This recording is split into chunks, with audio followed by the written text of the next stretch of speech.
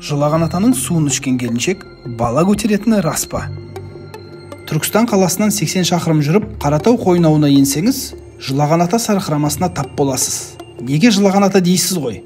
Ертеден нәресте сүйе алмаған бір атана болған.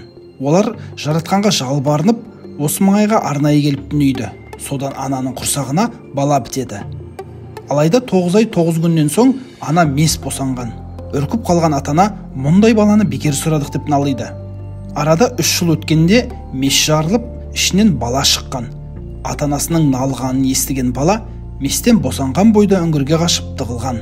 Атасы қанша іздеп шақырғанмен бала үңгірден шықпай қойған. Баланы күткен атана осы маңда жылап жүріп бақилық болған дейді аңыз. Ал бүгінде осы үңгірден кейде сарқырап, кейде тамшылап су ағады, кейде мүлдем ақпайды. Жергілікті халық осы судың бір құдіреті барын айтып, көтере алмай жүрген келіндерге ырымдап су ішкізеді мыс. Ал сіз наным сенімдерге сенесіз бе?